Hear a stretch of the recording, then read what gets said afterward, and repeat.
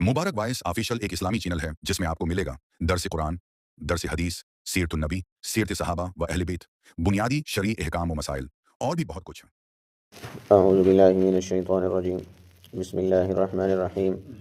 وما تأتيهم من آية من آيات ربهم إلا كانوا عنها معرضين فقد كذبوا بالحق لما جاءهم فسوف يأتيهم أنباء ما كانوا به يستهزئون ألم يروا كم أهلكنا من قبلهم من قرن مكناهم في الأرض ما لم نمكن لكم وأرسلنا السماء عليهم مدرارا وجعلنا الأنهار تجري من تحتهم فأهلكناهم بذنوبهم وأنشأنا من بعدهم قرنا آخرين صدق الله العظيم. وما تأتيهم من آية من آيات ربهم اور نہیں آئی ان کے پاس کوئی نشانیاں ان کے رب کی نشانیوں میں سے إلا كانوا عنها معرضين مگر ان نشانیوں سے انہوں نے اعراض کیا. فقد كذبوا بالحق لما جاءهم بس تحقیق انہوں نے حق کو جھٹلایا جب حق ان کے پاس آ چکا. فسوف يأتيهم أنباء ما كانوا به يستهزئون بس ان قریب آئیں گی ان کے پاس خبریں ان چیزوں کی جن کا یہ مذاق اڑایا کرتے تھے. ألم يروا كم أهلكنا من قبلهم من قرن کیا انہوں نے دیکھا نہیں کہ کتنی ہی قوموں کو ان سے پہلے ہم نے ہلاک کر دیا. مکناہم فی الارض جن کو ہم نے زمین میں جما دیا تھا. ما لم نمکن لکم ایسا جمایا تھا کہ تمہیں ایسا نہیں جمایا. وارسلنا السماء علیہم مدرارا اور ہم نے ان پر آسمانوں سے موسلادھار بارشیں اتاری تھیں. وجعلنا الانہار تجری من تحتہم اور ہم نے نہروں کو بنا دیا کہ چلتی تھیں ان کے نیچے. فاہلکناہم بذنوبہم پس ہم نے ہلاک کر دیا ان کو ان کے گناہوں کی وجہ سے. وانشأنا من بعدہم قرنا آخرین اور ہم نے پیدا کیا ان کے بعد دوسری قوموں کو. ان آیات کے اندر امت قوم کو عروج کیسے ملتا ہے اور زوال اس کا مقدر کیسے بنتا ہے اس کے بارے میں یہاں بیان کیا گیا ہے. قرآن کا ایک اسلوب ہے، طریقہ کار ہے. پہلی قومیں وہ جو چمکی ہیں تو وہ کس وجہ سے چمکی ہیں وہ بتاتا ہے، اس کے بارے میں بحث کرتا ہے. وہ کون کون سی صفات ہیں، کون کون سی عادات ہیں جو انسان اگر اپنائے، الگ ہو، جماعت ہو، قوم ہو، امت ہو، کوئی بھی اگر ان صفات کو اپنائے گا تو اللہ تعالیٰ اس کو دنیا میں بھی چمکائیں گے، آخرت میں بھی چمکائیں گے. اور وہ کون سی وجوہات ہوتی ہیں، وہ کون سی ایسی بری خصلتیں ہوتی ہیں کہ اگر انسان کے اندر وہ پیدا ہو جائے تو وہ ایک گندی مچھلی بن جاتی ہے جو تالاب کے اندر باقی مچھلی کو بھی خراب کر دیتی ہے. پھر خراب مچھلی وہ کسی کے فائدے کی نہیں ہوتی ہے، اس کو نکال کے باہر پھینک دیا جاتا ہے. اس کا کوئی عطا پتہ بھی کسی کو معلوم نہیں ہوتا کہ وہ کدھر چلی گئی، وہ گند بن جاتا ہے. تو گند کے بارے میں کوئی پھر رہتی دنیا تک کوئی بات بھی نہیں کرتا کہ وہ فلاں بندہ بھی تھا. ایک قصہ بن جاتا ہے اور آخرت میں بھی ہمیشہ ہمیشہ کے لیے بربادی اس کا مقدر بن جاتی ہے. فرمایا وما تأتیہم من آیۃ من آیات ربہم الا کانوا عنہا معرضین کہ ان کے پاس کوئی بھی نشانیاں جب بھی آتی ہیں اللہ تعالیٰ کی نشانیوں میں سے تو اس سے وہ اعراض کیا کرتے تھے. اللہ کی طرف سے نشانیاں، قرآن کا مل جانا بہت بڑی نشانی ہے. اب قرآن اللہ رب العزت نے انسانیت کی ہدایت کے لیے نازل فرمایا ہے، اور یہ صرف صحابہ کے لیے اور آپ صلی اللہ علیہ وسلم کے لیے یا اس زمانے کے لوگوں کے لیے نہیں ہے، یہ قیامت تک کے لوگوں کے لیے ہدایت کا ذریعہ ہے. تو یہ اللہ تعالیٰ کی سب سے بڑی نشانی ہے. اور یہ آپ صلی اللہ علیہ وسلم کا وہ معجزہ ہے جو جتنے بھی انبیاء آئے ان کو اللہ تعالیٰ نے معجزے عطا فرمائے. وہ انبیاء چلے گئے، ان کے معجزے بھی ساتھ ختم ہو گئے، لیکن آپ صلی اللہ علیہ وسلم کو اللہ تعالیٰ نے ایسا معجزہ عطا فرمایا کہ آپ دنیا سے تو پردہ فرما گئے ہیں، اپنے رب کے پاس چلے گئے، لیکن آپ کا ایک اتنا بڑا معجزہ آج بھی دنیا کے اندر موجود ہے. اور اس کے اندر جو کچھ بیان کیا گیا ہے اور جو کچھ آئندہ ہونے والا ہے وہ سب کا یہاں بیان ہے. اب سائنس جو ہے وہ ترقی کر رہی ہے، وہ قرآن کے اندر وہ غوطے لگاتے ہیں، ان کے اندر گہرائی میں جاتے ہیں. ہم نے تو اس کو صرف ختم کے لیے سمجھا ہوا ہے، ختم کے لیے ہے، اور قسم کھانے کے لیے ہے، دلہن کے سر پر برکت کے لیے رکھنے کے لیے ہے، بہترین قسم کے غلاف بنا کے اس کے اندر سجا کے رکھ دیتے ہیں. لیکن جو غیر قوم ہیں انہوں نے اس کو پڑھا، سمجھا، اس کی گہرائی میں گئے. آج وہ کہاں سے کہاں پہنچ گئے، کیسے انہوں نے ترقی کیا ہے، وہ سارے کے سارے انہوں نے قرآن کے اندر سے چیزیں نکالی ہے. تو یہ جو ہم نے صرف ثواب کی چیز سمجھا ہوا ہے نا، ختم پڑھو، کل پڑھو، یہ پڑھو، یہ کرو، وہ کرو، یہ ہم نے اس کا مذاق اڑایا ہوا ہے. اس وجہ سے میرا مزاج نہیں ہے ختم پڑھنے کا، پڑھانے کا، نہ اس میں جانے کا، مجبوری کی وجہ سے کرتے ہیں. لیکن ہم نے جو اس کو عادت بنائی ہوئی ہے نا، یہ بہت غلط عادت ہے. آپ صلی اللہ علیہ وسلم کی مکمل زندگی پڑھیں، صحابہ کی زندگی پڑھیں، آپ کو کہیں بھی ختم نہیں ملے گی. ختم پڑھتے تھے، کیا ان کو پتہ نہیں تھا؟ ہمارے پاس کون سے ایسے علوم آئے ہیں جو فرشتے آئے ہیں، ہمیں بتایا انہوں نے کہ ختم بھی بہت ثواب کی چیز ہے. نبی نے تو جو صحابہ تھے وہ تو ثواب کی نیکیوں کے حریص تھے، انہوں نے تو نہیں پڑھے. یہ لوگ ہم بہت سمجھدار آ گئے ہیں، ہم یہ سارا کچھ کرتے ہیں. انہوں نے وہ کام کیے جو ان کے اللہ نے اور ان کے نبی نے ان کو بتائے، اور اس میں انہوں نے ذرا بھی کمی نہیں کی، سستی نہیں کی. اور وہ کام انہوں نے اپنی طرف سے نہیں کیے جو نہ اللہ نے بتایا ہے، نہ قرآن میں ہے، نہ نبی نے ان کو بتایا ہے. ہمارا بہانہ کیا ہوتا ہے، یار اس میں حرج کیا ہے، پڑھ لیتے ہیں ثواب کی چیز ہے، حرج کیا ہے اس میں، ایک غلط چیز تھوڑی ہے. یہ شیطان ہمارے دماغ میں ایک بات ڈالتا ہے. اگر یہ حرج نہ ہوتا تو وہ بھی کرتے. حرج ہے تو انہوں نے نہیں کیا نا، یہ چیز ہے انہوں نے نہیں کیا، تو اس وجہ سے آج ہم گرتے جا رہے ہیں، پستی کے اندر گرتے جا رہے ہیں، نہ اللہ کے یہاں ہماری کوئی حیثیت ہے، کوئی قیمت ہے، نہ دنیا کے اندر ہم کٹی پتنگ کی طرح کوئی منزل نہیں ہے، پھر رہے ہیں، نہ دنیا کا پتہ ہے، نہ آخرت کا، نہ دین کا پتہ ہے۔ تو فرمایا کہ ان کے پاس ان کے جب رب کی نشانیاں آتی ہیں نشانیاں آتی ہیں، اس سے وہ اعراض کرتے ہیں۔ کتنی اللہ رب العزت کی نشانیاں ہم دیکھتے ہیں، یہ بارشوں کا بند ہو جانا اللہ کے ناراض ہونے کی نشانیاں، بارشیں بند ہو گئی ہیں، مطلب قوم سے اللہ ناراض ہے، امت سے اللہ ناراض ہے۔ اب قوم کو چاہیے کہ اس اتنی بڑی نشانی کو دیکھ کے اللہ کو راضی کرنے کی کوشش کرے۔ یہ حکمرانوں کے پیچھے لگے ہوئے، یہ فلاں حکمران آئے گا ہمارے حالات ٹھیک ہوگے، حکمران آئے گا تو بارشیں اتر آئیں گی کیا، اور یہ ان کا پسندیدہ حکمران آ جائے گا تو بارشیں اتر جائیں گی کیا، یہ خواہ مخواہ کی فضول کی کاموں کے اندر ہماری قوم کو لگا دیا گیا ہے۔ تو قرآن کے اندر دیکھیں قومیں روشن کیسی ہوئیں، چمکی کیسے ہیں، اور ان پر زوال کیسے آیا، یہ برباد کیسی ہوئی ہیں۔ قرآن بولتا ہے وَمَا تَأْتِيهِم مِّنْ آيَةٍ مِّنْ آيَاتِ رَبِّهِمْ إِلَّا كَانُوا عَنْهَا مُعْرِضِينَ، کہ ان کے پاس ان کے رب کی نشانیاں آتی تھیں اور وہ اس سے اعراض کیا کرتے تھے، ان کو سمجھتے نہیں تھے، وہ اس کو اپناتے نہیں تھے۔ فقد كذبوا بالحق لما جاءهم، بس ان کے پاس حق آ چکا لیکن انہوں نے حق کو جھٹلا دیا۔ حق ہمارے پاس بھی ہے، حق قرآن ہے، لیکن قرآن کو ہم مانتے تو ہیں، قرآن پر حق ہے۔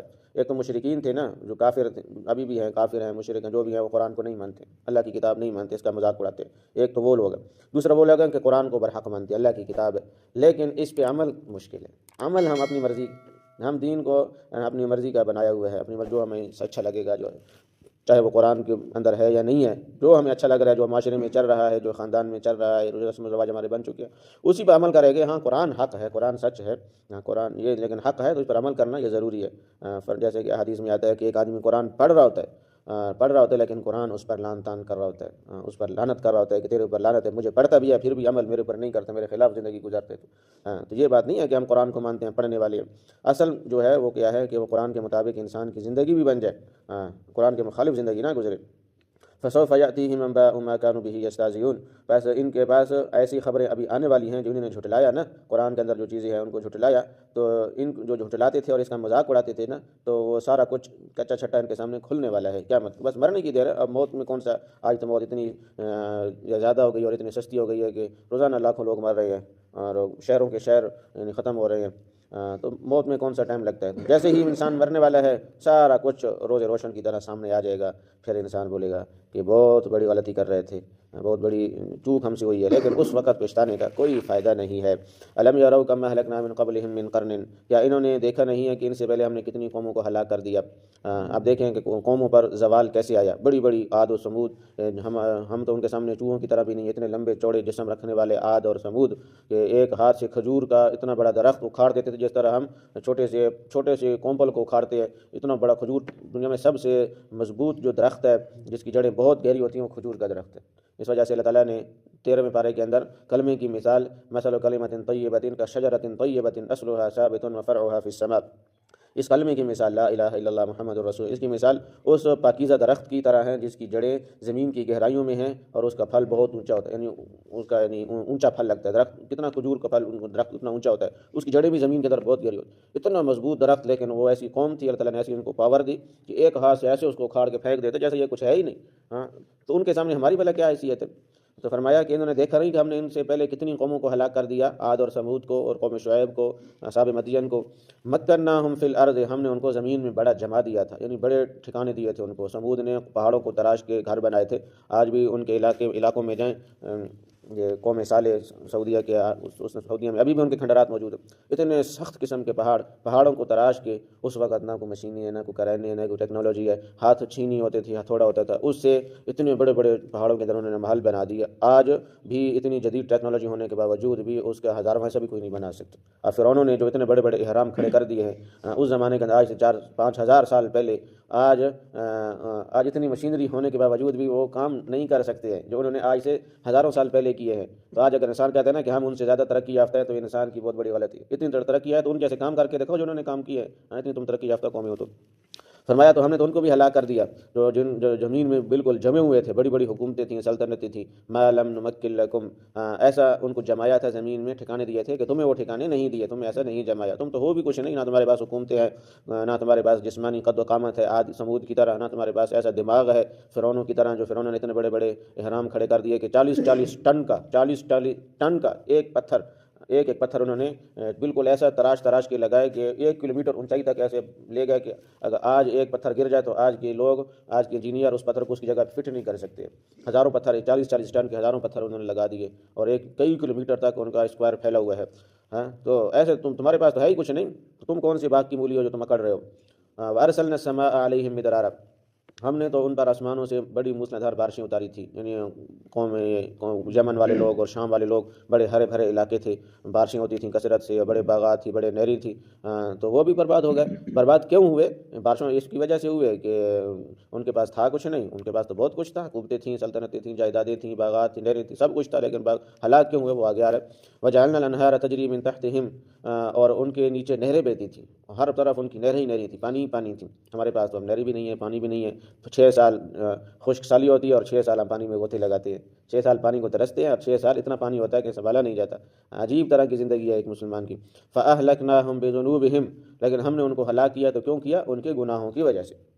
فَأَهْلَكْنَاهُمْ بِذُنُوبِهِمْ، ان کے گناہوں کی وجہ سے ہلاک کیا۔ تو قومیں جو برباد ہوتی ہیں وہ اپنے کرتوتوں کی وجہ سے ہوتی ہیں، لیڈروں کی وجہ سے، حکمرانوں کی تبدیلیوں کی وجہ سے، اور یہ چیزیں بنا لو، بلڈنگیں بنا لو، سارا کچھ، فوج بہترین ہو جائے تو قومیں عروج نہیں پاتی ہے، قوم اپنے اندر سے روشنی پاتی ہے۔ اب خود قوم ٹھیک نہیں ہے تو میں پہلے بھی کہتا اگر عمر فاروق جیسا حکمران بھی آ جائے نا تو کچھ بھی نہیں کر سکتا ہے۔ عمر فاروق جیسا آئے گا تو سب سے پہلے تو اپنی مسلمانوں کی گردنیں اڑائے گا کہ اس دنیا کے اندر گند تم نے پھیلائے ہوئے۔